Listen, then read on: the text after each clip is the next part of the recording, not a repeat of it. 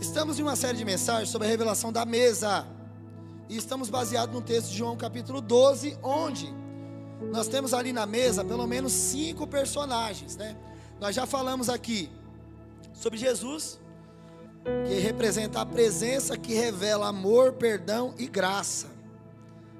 Eu creio que a maioria dos irmãos estiveram aqui e escutaram, viram o quanto Deus ama a gente, o quanto Ele nos perdoa e o quanto Ele deseja, Ele quer derramar graça sobre a nossa vida. Depois nós falamos, a semana passada a Dani falou aqui de Lázaro, apesar que ela, no culto mesmo ela não entrou tanto em Lázaro. No resumo da célula, quem participou da célula, eu fiz questão de colocar lá Lázaro e explicar por que ele é o testemunho na mesa. Então Lázaro é um testemunho e gratidão na mesa, né? E mostra qual que deve ser a nossa atitude na mesa, né? Com relação à comunhão, com relação à correção e à cura que acontece na mesa. Quando nós estamos na mesa, nós somos curados. Na mesa com Jesus, você pode ser aquele que serve com amor e dedicação, como Marta, ou aquele que se aproxima dele com intimidade e questionamentos, como João, que João sempre estava semestre. E aí, como que é? Explica aqui. Também pode ser alguém que o trai, como Judas, ou aquele que o ama e o segue, como a maioria dos discípulos. A mesa com Jesus é um lugar de comunhão, aprendizado e transformação, onde cada um assume um papel de acordo com a sua relação com Ele. Cada um vai se manifestar na mesa conforme assume o seu papel e conforme a sua relação. Se eu sei quem eu sou na mesa, então eu vou me comportar da maneira que eu sei quem eu sou e da maneira que eu me relaciono com Deus. Eu sei. Então nós vamos caminhar aqui, amém? Diz assim, João capítulo 12, do 1 ao 2. 6 dias antes da Páscoa, Jesus chegou a Betânia, onde vivia Lázaro, a quem ele ressuscitara dos mortos. Ali prepararam um jantar para Jesus. Marta então servia, enquanto Lázaro estava com ele à mesa. Amém? Ou estava com ele. Pai, em nome de Jesus, abre o nosso entendimento para ouvirmos Tua palavra, que nós possamos receber nessa manhã muita revelação do privilégio de estarmos à mesa. Eu oro, Senhor, nesse momento, para que a Tua mão poderosa nos conduza, Senhor, que de maneira nenhuma algo possa nos distrair. Senhor, tira todas as distrações agora da nossa mente, também tira do nosso coração todo tipo de racionalização, Pai, porque às vezes nós escutamos a palavra e nós queremos racionalizar ela, porque nós estamos feridos, porque nós estamos magoados, porque nós estamos com os nossos traumas. E nesse momento, Pai, eu peço que a palavra lançada aqui desse altar encontre uma terra boa, que vai dar fruto a 30, 60 e 100 por um, Senhor. Que a palavra ministrada, Senhor, ela vai confrontar sim a nossa mente, ela vai confrontar nossas atitudes, e que possa se revelar o nosso coração, e que uma vez que ele é revelado, nós possamos ser humildes e nos arrependermos, Pai, ou possamos ser confortados por estarmos fazendo aquilo que o Senhor deseja que façamos. Então é isso que nós oramos, em nome de Jesus, amém e amém. Enquanto está rolando esse culto aqui, existem aqueles que estão trabalhando para servir, para que você possa ser alimentado. Tem gente lá na mesa, tem gente lá com as crianças, tem gente vendo os carros, tem outro que foi correr atrás da água, tem outro que foi fazer o café. Então, para acontecer um culto desse, tem um louvor que veio ensaiar, que ensaiou na semana, que veio aqui. Então, hoje eu quero falar um pouco sobre isso. Marta é citada pelo menos 3 vezes na Bíblia. Isso é um destaque enorme. Teve pessoas que passaram que não foram nem citados o nome. Marta não, Marta ela aparece em pelo menos 3 situações. Então ela era uma pessoa de convívio com Jesus, de relacionamento com Ele. Jesus amava muito Marta e a família de Marta. Então, ela fazia parte do ciclo de relacionamento de Jesus. Ele frequentava sua casa e tinha um carinho por essa família. Sempre olhamos Marta apenas às vezes como uma pessoa trabalhadora. Mas hoje eu quero tirar algumas coisas aqui que impede de nos enxergar ela de outra forma. Quando nós vemos alguém trabalhador no meio da igreja, a gente chama de Marta ou Marta, porque Marta está associada ao serviço. Mas ela não era só uma mulher de serviço. Eu vou provar isso para você. Marta era uma mulher de uma fé grande e de uma fé muito prática. Ela cometia erros, mas ela era uma mulher de fé e de uma fé prática. João capítulo 11 versículo 17 mostra primeiro como Jesus se importava com a família, porque ali ele chora ao ver que Lázaro estava morto. Mas no próprio capítulo, no versículo 17, é o que vai dizer: ao chegar Jesus verificou que Lázaro estava no sepulcro, havia 4 dias. Betânia estava cerca de 3 quilômetros de Jerusalém, a distância era essa. E muitos judeus tinham ido visitar Marta e Maria para confortá-las pela perca do irmão. Elas estavam lá tristes, chorando. Quando Marta ouviu, aqui nós já tínhamos uma lição, nem tem esse ponto aqui, ó. Como Marta, ela era alguém que tinha amizades. Ó, nem coloquei isso, podia virar 7 pontos já. Era alguém de relacionamentos. É impossível nós congregarmos numa igreja e não queremos ter relacionamentos. Não conversar com o nosso vizinho, não conversar com os irmãos, não ter comunhão. Olha só, muitos dos judeus tinham ido visitar Marta. Por quê? Porque ela era alguém de comunhão. Ela era alguém que recebia pessoas na sua casa, ela não vivia só para ela e para sua família. Vamos lá, para confortá-las. Quando Marta ouviu que Jesus estava chegando, foi encontrá-la, mas Maria ficou em casa. Primeiro então, que nós vemos aqui, Marta entendeu que o conforto verdadeiro não está em mais ninguém que não é Jesus. Ela podia ter ficado aqui, não, estou aqui chorando, não. Quando ela ficou sabendo, Jesus está chegando, ela correu e falou assim: eu sei quem pode me confortar verdadeiramente. Isso não é uma pessoa de fé, que sabe quem é Jesus, que Ele pode confortar? Disse Marta a Jesus: Senhor, se estivesse aqui, meu irmão não tinha morrido. Segundo, sabia que Jesus tinha o poder para curar o irmão dela. Se o Senhor tinha chego, ele não tinha morrido. Olha a fé dessa mulher. Nós, quando ficamos doentes, a primeira coisa que a gente faz é correr para o médico. Nós não faz nenhuma oraçãozinha dentro do quarto lá para dizer: Senhor, ó, vou tomar essa água aqui agora que eu vou orar. Não, nós já corre para o médico. Cadê nossa fé? Essa mulher tem mais fé do que a gente. Essa mulher falou o quê? Falou assim: ó, se o Senhor estivesse aqui, ele tinha sido curado. Olha só. Aí ele fala: mas sei que mesmo agora Deus te dará tudo o que pedires. O que ela estava dizendo para Jesus? Se você orar aí, ele está morto ali dentro. Mas se o Senhor orar aí, ele vai te escutar. Então ela tinha uma fé que sabia que Deus ouvia Jesus. E nós, quando acontece qualquer situação, nós falamos o quê? Tem jeito não. Nem Jesus pode mudar isso aqui. Olha a fé dessa mulher. Me diz, depois vai dizer: disse Jesus, o seu irmão vai ressuscitar. Marta respondeu: eu sei que ele vai ressuscitar na ressurreição no último dia. Ela era tão espiritual ao ponto de crer que existia uma ressurreição dos mortos. Eu estou desconfiado, tem gente na igreja que não acredita que tem céu. Já faz tempo que não fala do céu, está se importando só com coisa dessa vida, e não fala mais do que: olha, nós precisamos ter um lugar lá para nós, cara. Não podemos só ficar olhando para cá, não. Nós estamos precisando cantar aquele louvor, porque pararam de falar do céu, pensam que Cristo não vai mais voltar. Tem gente que não fala mais da volta de Jesus. Irmão, nós precisamos ficar firmes, porque Jesus está voltando. Daqui a pouco ele está aí às portas. Qual foi a última vez que você pensou no céu? Marta estava falando o quê? Não, eu sei. Ele está morto, mas ele vai ressuscitar na ressurreição dos mortos. Ela tinha uma fé. Olha aqui. Jesus disse então: eu sou a ressurreição e a vida. Aquele que crê em mim, ainda que morra, viverá. E quem vive e crê em mim, não morrerá eternamente. Você crê nisso? Olha a fé dela, ela respondeu: sim, Senhor, eu tenho crido que tu és o Cristo, o Filho de Deus, que devia vir ao mundo.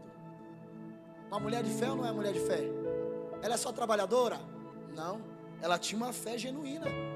Eu sei que Jesus, eu creio que o Senhor é Jesus, o Filho de Deus, era o Senhor que tinha que vir no mundo. 28. Depois de dizer isso, foi para casa e, chamando à parte a Maria, disse: o mestre está aqui chamando você. Agora vem um problema para nós aqui. Essa mulher tinha tanta fé, ela tinha uma fé ao ponto de conectar a sua irmã que estava sofrendo a Jesus. É uma mulher de fé ou não é? Espera aí, minha irmã está sofrendo? Vem cá, ó, Jesus está ali fora, Ele quer falar com você. É uma mulher de fé ou não é uma mulher de fé? Mulher de fé. Ela sabia que Jesus podia curar, ela sabia. E na hora do aperto ela falou assim: Maria, sai daí de dentro aí do choramingar, para de chorar aí dentro, vai lá conversar com o mestre, ele que pode resolver o nosso problema. Quando a gente lê aquela história, a gente sempre lia como: ó, você viu, Maria chega depois, Jesus escuta ela. Mas veja as declarações de Marta, se não é uma mulher de fé, que sabia e que conectava pessoas a Jesus. Faz quanto tempo que você não conecta alguém a Jesus, mas você diz que tem fé? Você diz: não, eu creio em Deus. Você crê mesmo? Você tem conectado pessoas a Jesus? Nós precisamos ser pessoas com fé, que conecte pessoas, nossos familiares, a Jesus, que conecte pessoas a Jesus que estão sofrendo. Às vezes o que nós estamos precisando é sair de casa e fazer um novo começo.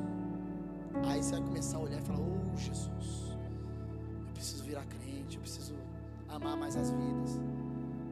Quando a gente está muito dentro de casa, a vidinha está ali. Quando a gente se conecta fora, aí o amor de Deus se revela na nossa vida. Aí a gente começa a olhar as dificuldades, as lutas, as guerras dos outros e falar: rapaz, vamos ganhar pessoas para Jesus, vamos apresentar Jesus para essas pessoas.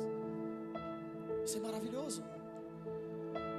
Essa mesma Marta de fé, às vezes se perdia, até em seu serviço, porque é o texto talvez mais conhecido dela, que é Lucas 10, do 38 a 42, que fala que, caminhando Jesus com seus discípulos, chegaram a um povoado onde certa mulher chamada Marta o recebeu em sua casa. Maria, sua irmã, ficou sentada aos pés do Senhor, ouvindo sua palavra, mas Marta, porém, estava ocupada com o seu serviço. E aproximando-se dele, perguntou: Senhor, não te importas que a minha irmã não tenha me deixado sozinha com o serviço? Dize-lhe que me ajude. Respondeu o Senhor: Marta, Marta, você está preocupada e inquieta com muitas coisas, todavia apenas uma é necessária, e Maria escolheu a boa parte, e esta não lhe será tirada. Será que Jesus não apreciava ou não aprecia quem serve? Será que o problema aqui era que Marta estava servindo? Então, por isso Jesus a repreendeu? Eu vou dizer uma coisa para você: eu tenho certeza que não era por causa do serviço dela, porque em João 12, que é o texto que nós lemos no início, ela também está servindo, e Jesus não repreende ela dizendo: Marta, está sentado na mesa aqui, ó. Lázaro está sentado na mesa, Maria está sentada na mesa, eu estou sentado na mesa, até Judas está sentado na mesa. Marta, senta aqui na mesa e vem escutar a palavra. Não, no João 12, ela está servindo e Jesus não a repreende. Sabe por que eu creio que Marta foi repreendida? No momento em que ela estava servindo lá em Lucas capítulo 10, porque por causa dos pensamentos dela e dos julgamentos dela. Ela estava servindo e ela estava preocupada com quem? Ué, esse clã não serve. Eu estou aqui me matando, vindo limpar o prédio da igreja. Eu estou aqui vindo ensaiar na semana. Eu estou aqui fazendo célula toda semana, abrindo minha casa, colocando gente dentro da minha casa. Eu estou aqui fazendo tudo isso. Ué, esse clã não está fazendo? Ué, e ele? Ué, Jesus não vai falar nada com ele não? A limpeza dessa semana o pessoal esqueceu de fazer, mas eu limpei falei semana passada? Jesus não estava brigando com ela porque, ei, para de servir. Não, era assim, ei, sirva com todo o teu coração. Faça com todo o teu coração. Não fica olhando para os outros, não. Entregue ao Senhor aquilo que você tem para entregar. A questão ali, Marta é repreendida não por estar servindo, mas pelos seus pensamentos e julgamentos com relação aos outros, por estar achando que o seu trabalho não estava sendo visto ou reconhecido. Ué, Jesus, você não se importa não? Que eu estou aqui trabalhando e ela está ali, sem fazer nada. Ela está aí sentada aos teus pés. Marta, ela foi repreendida por não entender que existem momentos em que nós precisamos servir, e eu digo isso de maneira ativa, e tem momentos, e não podemos nos esconder nesses momentos, tá? Tem dia que é para a gente estar ali no som, e é a gente que tem que estar lá. Nós não podemos jogar para o outro. O problema é do outro. Tem dia que é para a gente estar aqui, para limpar a igreja. Não dá para me jogar na conta dos outros. Eu tenho que servir, tenho que ser ativo nisso. Eu tenho que aproveitar a oportunidade de servir. Mas existem dias que é para que eu possa desfrutar na presença. Um momento de trabalhar e um momento de desfrutar. Mas tem pessoas que não sabem aproveitar o momento de desfrutar. Que quando a gente marca uma comunhão, a pessoa fala, isso aí tá bom, isso aí é besteira. Perde a oportunidade de desfrutar, de sentar lá, estar com os irmãos, desfrutar. Então, é interessante porque Marta não é repreendida então pelo serviço. Marta é repreendida pelos seus pensamentos. Eu quero dar um exemplo para vocês. Nós precisamos buscar esse equilíbrio em servir e em saber desfrutar. Voltando para o texto, olha que interessante. Eu falei na minha célula quinta-feira, eu falei, olha, esse João 12 é um culto, Jesus está presente. Amém? Em João 12 ele estava presente. No culto existem testemunhos daqueles que estavam mortos e agora passaram a viver. Aqui ó, tem um monte de gente aqui ó, que era morto e agora passou a viver. No culto tem serviço. Enquanto nós estamos aqui, tem gente servindo em alguma área, louvor. No culto tem adoração extravagante, e essa adoração precisa encher a casa. No culto tem correção. Pastor, como que tem? Quem que estava lá na mesa? Não estava Judas? E Jesus faz o que quando Judas fala assim, ei, não quebra o perfume não. Que exagero. O pastor fica pulando no meio do culto. Que exagero, meu irmão fica chorando no meio do culto. Deve estar em pecado. Porque não consegue ser adorador, não consegue se expressar, e aí fica julgando. Judas estava lá, ei, mas por que está gastando isso aí? Podia vender e dar para os pobres. Aí Jesus vem com o quê? Correção. Porque o culto tem correção.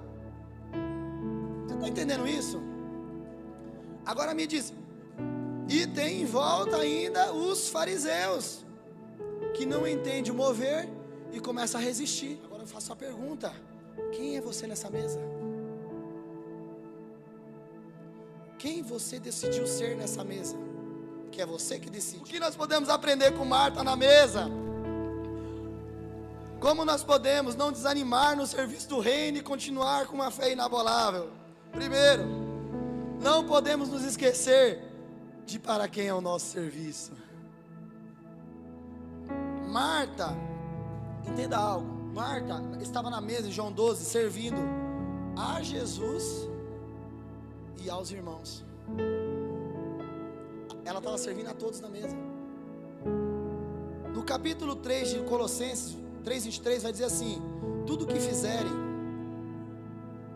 olha como a leitura da palavra, se não for bem feita, ela é desculpa para as pessoas, argumentos para as pessoas. Olha o que diz a palavra, tudo que fizerem, façam de todo o coração, para o Senhor. Está escrito para o Senhor aí? Está escrito como? Essa palavra como muda tudo. Como para o Senhor e não para os homens. Alguns na sua mente argumentativa, questionadora, tentando racionalizar, ou até por má intenção. Eu quero acreditar que não é por má intenção, eu quero acreditar que é por falta de conhecimento. Distorcem a palavra, porque pode dizer, tá vendo aí, ó, eu só sirvo para Jesus, só sirvo a Deus. Mas não é isso que a palavra está dizendo. A palavra está dizendo o seguinte: quando você for fazer algo, faça isso para os outros como se estivesse fazendo para o Senhor. Você está entendendo isso? Você não está servindo o pastor Cássio, você não está servindo a irmã Maria, você não está servindo a irmã Beltrano, Ciclano, você está servindo a Deus. Porque quando você faz isso para Ele, você deveria servir da mesma maneira como você faz para Deus. Algumas pessoas distorcem pensando o seguinte: não, eu trabalho para Deus, meu negócio é com Deus, Deus sabe do meu coração. Esse não é o contexto. O contexto é: eu vou fazer para os irmãos igualmente como faço para Deus, para o Senhor. Eu estava comentando essa semana com algumas pessoas sobre o texto do fruto do Espírito. Eu vou te falar, eu acho que eu nunca tive uma revelação tão grande desse texto como eu tive essa semana. Porque ali fala de 9 manifestações do fruto do Espírito. O fruto do Espírito é um só, mas ele tem 9 manifestações. Então você imagina, para você tentar entender, imagina uma mexerica com vários gomos, mas é um fruto só, mas ela tem vários gomos ali dentro. E aí eu estava conversando com algumas pessoas, eu falei assim: olha que interessante, porque eu escutei um vídeo, na verdade, e dos 9 gomos, ou das 9 manifestações, pelo menos 7 está ligado a como eu trato o meu irmão. Então, se eu quero andar no Espírito, se eu quero servir a Deus em Espírito, de verdade, eu tenho que atentar que é o meu comportamento com os meus irmãos que determinam se eu sou espiritual ou não. Você quer ver um exemplo? Lá em Gálatas 5:22 vai dizer assim: olha, ó, são 9 manifestações. Das 9, no mínimo 7. Eu falei para mim é todas. Mas se a pessoa quiser questionar, tem 2 que ainda dá para a gente argumentar. Mas olha que interessante, o fruto do Espírito é amor. Aí a pessoa fala: não, isso aí está falando de amar a Deus. Amar a Deus sobre todas as coisas, porque Ele é o Senhor, porque Ele deu a vida. Eu falei: tá bom, verdade. E é interessante isso, por quê? Porque o segundo diz que é a alegria. E aí você pode argumentar também: não, é a alegria em servir a Deus. Então tem gente em pecado. Porque quando você entra no culto e você está triste, como que faz? Então eu entendo que essa alegria, e eu vou te mostrar o contexto, para você ver como que isso é verdade. Então é a alegria que eu tenho em estar com os meus irmãos, é o quanto que eu manifesto a alegria de estar com os meus irmãos. Aí começa a mudar, porque se eu não estou feliz em estar com os meus irmãos, se eu valorizo mais uma festa do mundo e pessoas do mundo do que os meus irmãos, eu estou com um problema grave. Não, pastor, você está forçando. Não. Paz, é paz com Deus ou com os irmãos aqui no texto? Porque paz com Deus a gente não consegue não, a não ser que seja através de Jesus. E se é um fruto do Espírito que precisa ser manifestado, é paz. Paz, então eu manifesto com Deus ou manifesto com os meus irmãos?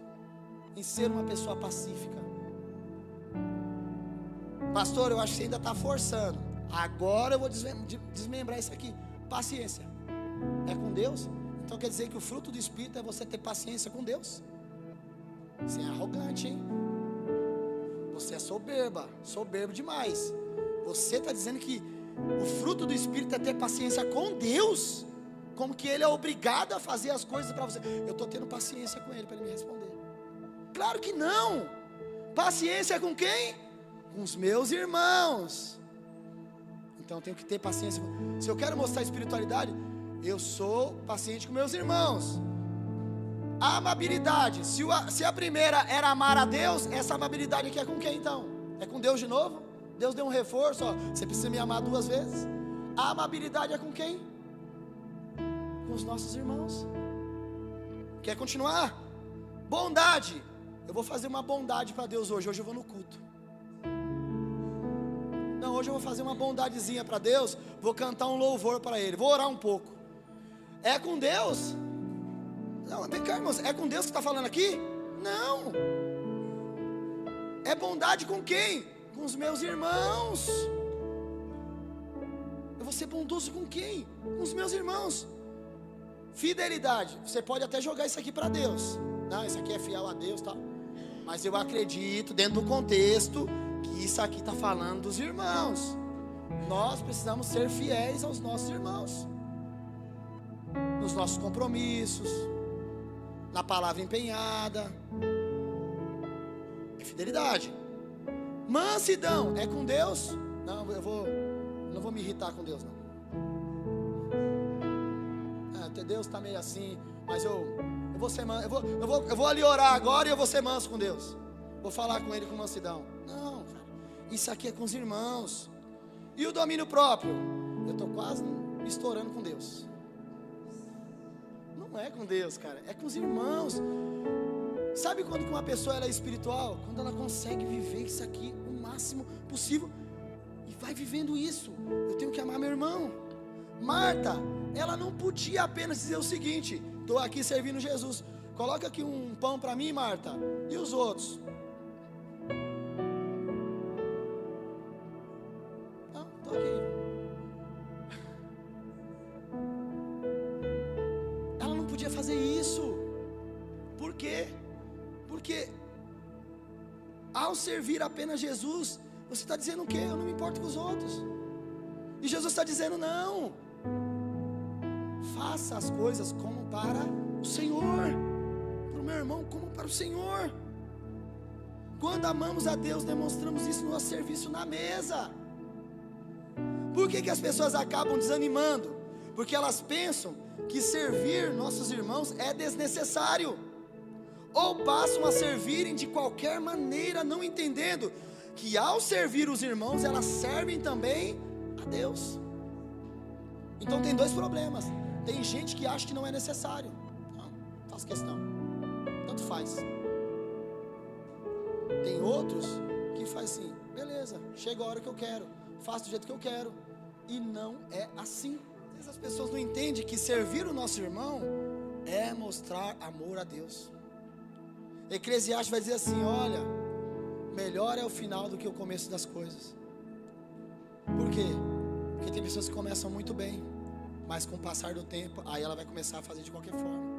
Vai começar a fazer de qualquer forma. E qual é o meu papel como pastor? Como líder espiritual? E não que eu estou me colocando aqui, mas qual é o meu papel? É gerar alertas. Ei, presta atenção. Esse comportamento seu está dando um alerta. Se você não tomar cuidado, você vai se perder. Esse é o meu papel como líder. Essa atitude sua está errada. Muda essa atitude, porque o jeito que você está tratando a obra de Deus e os irmãos vai ter problema lá na frente.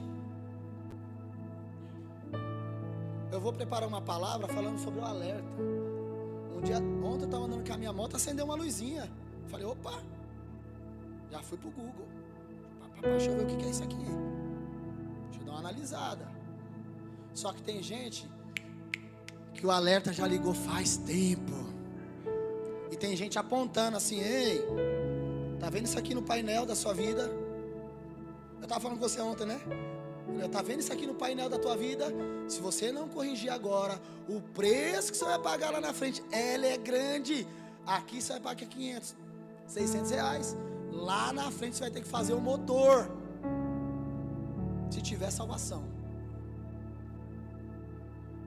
Ou vai andar o resto da vida toda fumando o carro. Por onde passar, ninguém suporta. Eita, acabou de passar. Ó, fedor de fumaça. E por onde passa o mau testemunho fica. E por onde passa o mau testemunho fica. E todo mundo fica: eita, rapaz, tem que mexer nesse motor aí. E aí você está alertando a pessoa: ei, olha aqui, olha aqui. Acendeu a luzinha faz tempo, hein? Cuidado. Existe um dia que Deus escreve na parede: Mené, Mené, Tekel e Parsim, pesado fostes na balança e foste encontrado em falta. Às vezes nós podemos estar servindo de qualquer maneira. Nós precisamos nos arrepender. Como podemos não desanimar no serviço do reino e continuar com a fé inabalável, sabendo que a nossa recompensa vem do Senhor? Colossenses 3:24, sabendo que receberão do Senhor a recompensa da herança. É a Cristo, o Senhor de vocês, que estão servindo. Olha só, nós precisamos agir com fé, sabendo que ainda que no momento não estamos sendo reconhecidos ou recebendo recompensa física, existe um galardão e uma recompensa, e esse Deus que é fiel não falhará em sua promessa. Eu posso falhar com você. Eu tive que fazer um discipulado com uma pessoa, e eu falei assim: olha, nem se eu falhar com você, não deixe de fazer o que você tem que fazer. Não é que eu estou preparando para falhar com a pessoa, eu só quis mostrar para ela o seguinte: você não serve a mim, você não serve a homens, você serve a Deus. Não deixe o seu ministério ser paralisado por causa de homens. Só que quando você confunde, o que você vai fazer? Eu vou retalhar o ministério, porque eu acho que eu estou fazendo para retalhar o homem. Você não está retalhando o homem, você está retalhando a Deus. Qual que é a solução então? Se apegue na promessa e na esperança que há em Deus, na recompensa que vem dEle. No meio dessa crise aqui da mudança de prédio, a Dani falou assim: Cássio, fica tranquilo. Eu falei: eu estou tranquilo. Ela falou: você não está não. Não, estou tranquilo. Ela falou: Cássio, se nós precisarmos vir para dentro das casas, nós vamos vir para dentro da nossa casa. Nós começamos aqui. Eu falei: eu sei.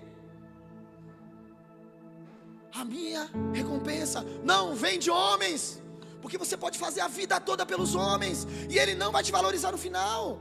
Mas existe um Deus que é fiel, que lá em Hebreus capítulo 11, versículo 10 vai falar: sem fé é impossível agradar a Deus, pois quem dele se aproxima precisa crer que Ele existe e que Ele recompensa aqueles que o buscam. Se você tem buscado a Deus com todo o seu coração, não fique ansioso, não fique triste, existe uma recompensa para você. Existe uma recompensa. Eu não posso te dar essa recompensa. O irmão que está do seu lado pode não te dar essa recompensa. Mas aquele que é fiel, ele não falha em sua palavra.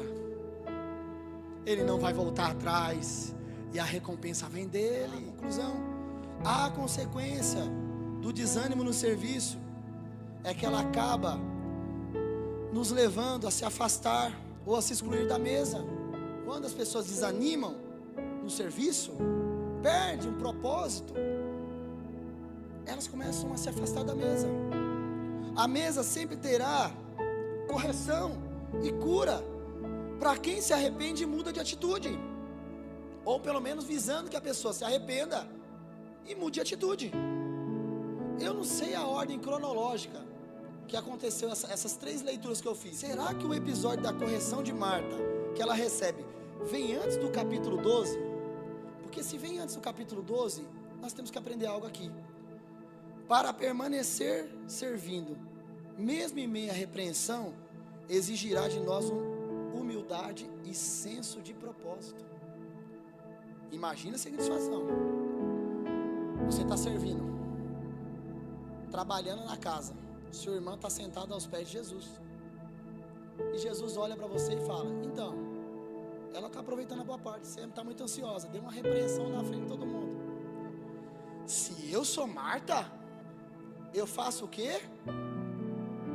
Está me corrigindo, não vou mais servir. Quando ele vier aqui agora na minha casa, ele vai ver, ele vai ter que ir lá para o fogão e fazer o pão dele. Eu não faço mais pão, não sirvo mais água para Jesus, e para os discípulos dele muito menos, porque eu estava lá servindo. Eu estava lá fazendo tudo. Tinha uma mulher sentada aos pés da minha irmã. Ela nem estava ligando para nada. E eu estava trabalhando que nem uma louca, que nem um louco. E no final, em vez de Jesus me elogiar pelo meu serviço, Ele veio me corrigir só porque eu estava fazendo um julgamentozinho para minha irmã, só porque eu cobrei ela do serviço. No capítulo 12, Marta está lá reclamando na mesa. Marta está reclamando na mesa? Não. No capítulo 12, Marta está reclamando que ela está servindo e os outros estão comendo? Não. Ela está magoada na mesa, dizendo: Jesus teve que chegar nela e falar assim: Marta, você me ama? Então sirva os seus irmãos. Marta, você me ama? Então sirva os seus irmãos. Não. Sabe o que está acontecendo na Marta? Quando Jesus chega na casa para a janta, quem tinha feito a janta? Marta. Quem estava servindo os irmãos na mesa? Marta. Porque o problema não é o serviço. O problema é o nosso coração se perdendo no meio do serviço. Isso muda tudo. Quando eu li isso aqui, eu falei: Senhor, eu não sei se eu vou falar uma heresia domingo, mas se esse negócio aconteceu antes, essa mulher está aqui, isso demonstra o quê? Quando nós servimos na casa do Senhor, se o nosso coração não for humilde para aceitar a repreensão, você vai desanimar. Se você se perder o senso do propósito, do porquê que eu estou fazendo isso, você vai desanimar. O propósito mantém a alegria em servir viva, e até mesmo o cansaço vai embora. Deus, Ele está chamando você para servir os irmãos que está à mesa e usar o seu dom e talento em favor do reino. As Martas são necessárias e serão corrigidas para que o serviço seja uma verdadeira adoração e para que a recompensa seja completa.